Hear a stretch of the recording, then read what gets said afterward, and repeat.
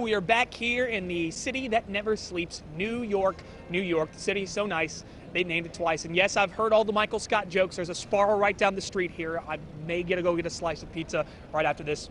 Who knows? I'm pretty hungry. But anyway, welcome back here to New York City. Robbie Donahoe anchoring our coverage with Mississippi State basketball. We've had a chance to talk about the women's team, obviously making the Final Four. They had the great celebration in Kansas City on Sunday evening, and Tom Ebel did a phenomenal job reporting there in Kansas City. They got news on the AP All-American team on Tuesday. They heard that Victoria Vivian's made the first team AP All-American list. Tierra McCowan, though, made the third team, and Morgan Williams made the honorable mention list. If you remember, Vic Schaefer said this past weekend that if Tierra McCowan doesn't make first team AP All-American, they should get rid of the daggum award. That is an actual quote. Well, she made third team, so Coach Schaefer, you might have to get rid of the award, but regardless, still a great honor for Tierra McCowan, Morgan Williams, and obviously Victoria Vivians as they continue preparation to take on Louisville in the Final Four in Columbus, Ohio. And we're getting ready to roll up to Columbus, Ohio. We've got a great team here at WCBI that will be making the trip up to the Buckeye State. So be sure to stay tuned in. We've got all sorts of great stuff planned as we follow Hail State hoops all the way to a national championship.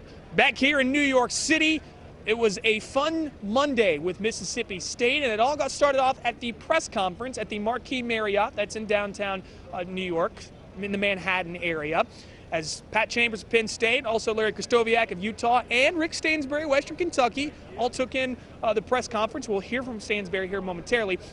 But for Ben Howland and the Bulldogs, being in the postseason, that was priority one at the start of the season. They wanted to get to the postseason. They wanted to be in the NCAA tournament, but you got to the NIT. But any postseason basketball is good basketball for a very young team. And building the program through postseason hoops, that's been the goal since day one. And getting 2 big road wins, it's helping the confidence going into next season.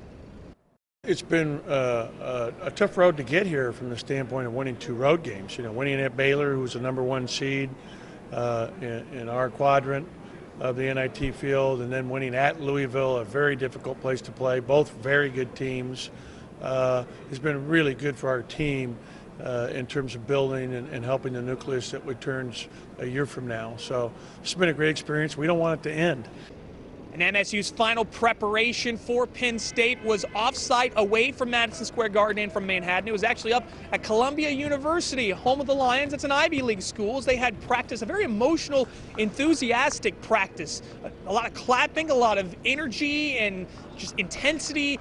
It was a lot of fun to see Mississippi State practice. This is a team that just continues to get better and better every single game they played. And the Bulldogs are really just enjoying themselves here in New York City. But they also know that this is a business trip. While they're having fun, enjoying the Big Apple, they know that they're here for one reason and one reason only, to go win the NIT and bring home a trophy to Starkville. We enjoyed our time being here yesterday, so I believe that's why we got here early. But for now, starting Monday, it's all about business, and we come here to try to win an NIT championship. So all the fun is behind us right now. It's just only strictly business. You can't let it overwhelm you. You know, you got to remember what you came out here for. You know, just stay focused. You know, enjoy it while you can. But we came out here on a business trip, and we just want to finish the trip strong. So once again, 8:30 p.m. your time. That's the approximate time of when Penn State and Mississippi State will tip off. You can watch the game on ESPN for the NIT semifinals. The 6 p.m. game, by the way, that's going to be Utah and Western Kentucky. And if you didn't know it, the head coach of Western Kentucky just so happens to be a man by the name of Rick Stansbury. And if you're a Bulldog fan, you know exactly who Rick Stansbury is. He's been doing a great job at Western Kentucky, and we got a chance to visit with him.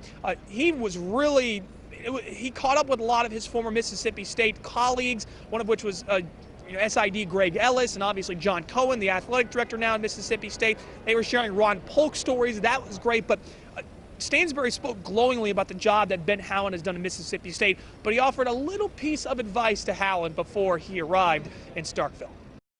And Coach Howland, I kept telling him this 3 years ago. I said, the only bad thing about Starkville, and again, that was my life for years, come August, that water's going to be green and not blue. But the job he's done in the 3 years there is tremendous. And he's got that program heading back where you can compete at a national level. And again, he knows this, it's not easy. Very few people could have done a better job in what Ben has done at Mississippi State.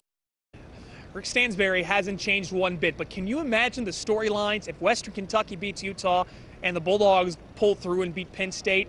It'd be Rick Stansbury going up against his old team in the NIT championship game. Well, you'd have to buckle up for that one. That's going to be a whole lot of fun. So we'll have to see how it all plays out, but that's something we could potentially be looking forward to. To the signing day circuit from Monday. We were on the signing day circuit, and we were at Starkville High. As Monday morning, Dante Powers signed to continue his basketball career at EMCC for next season. This past season, Powers averaged 9 points, 4 rebounds, and 5 assists per game. He also had other offers from East, Central, Northeast, and ICC, but Powers said that Coach Begley wanted him to come play for him when he toured the campus, and he's excited to be able to continue the game at the next level. I'm really excited. I mean, most people don't get the opportunity to play the game at the next level. I mean, I'm just grateful and really blessed to be able to play the game at the next level.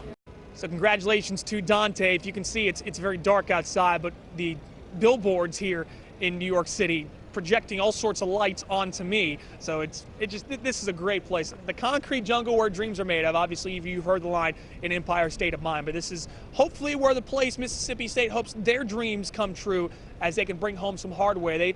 Mississippi State, as mentioned before, you know, they're one of 8 teams remaining playing in the postseason. No, they're not in the Final Four in the NCAA tournament, but they're still playing in postseason basketball, and that matters for a young team going into next season that has a host of talent coming back. I mean, there's not a guy that's played big-time minutes this season for Mississippi State that is not expected to return, and then you add Robert Woodard and Reggie Perry. I mean, this Bulldog team has just potential through the roof, and it's going to be really fun to keep an eye on what Mississippi State has in going next season. But obviously we're focused on this season.